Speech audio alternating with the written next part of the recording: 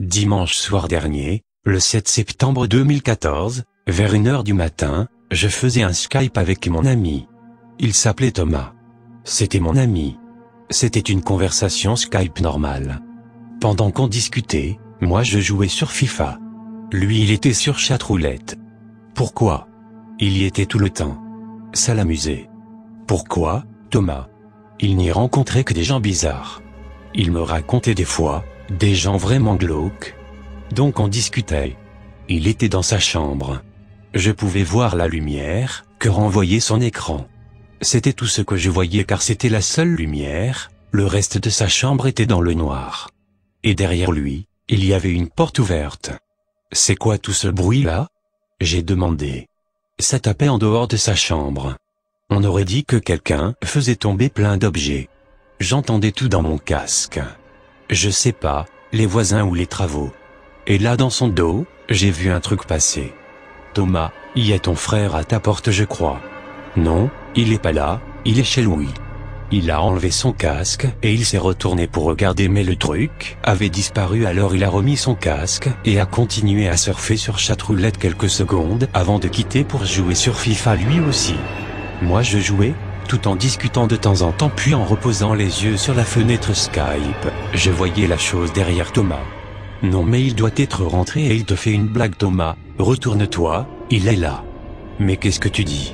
Il s'est retourné, je voyais que son dos, il bloquait toute la webcam et finalement, il s'est rassis. Bah non, il y a personne, tu délires.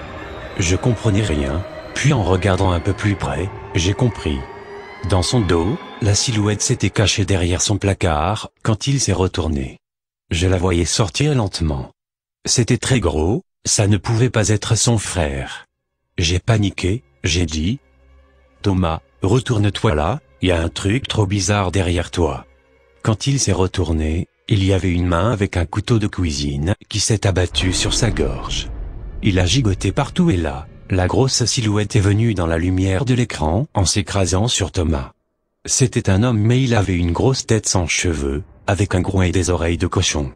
Il a mordu Thomas en le secouant, et Thomas a perdu son épaule et a vomi du sang jusqu'à ce qu'il ne bouge plus. Mais l'homme à la tête de cochon continuait de le secouer en le mangeant, il s'acharnait sur lui. J'ai sursauté, j'ai crié, j'ai pleuré, je comprenais rien. J'ai enlevé mon casque, j'ai repoussé l'ordinateur. Mais ce que je voyais, c'était vrai. Je me suis accroupi derrière le dossier de mon fauteuil. Mais je ne pouvais pas m'empêcher de regarder, il fallait que je garde un œil sur l'écran. Je voyais tout. J'étais inondé de larmes, quand le corps de Thomas n'était plus que de la bouillie rouge et que tout son bureau était recouvert de sang. Et là le monstre il a levé la tête vers l'écran.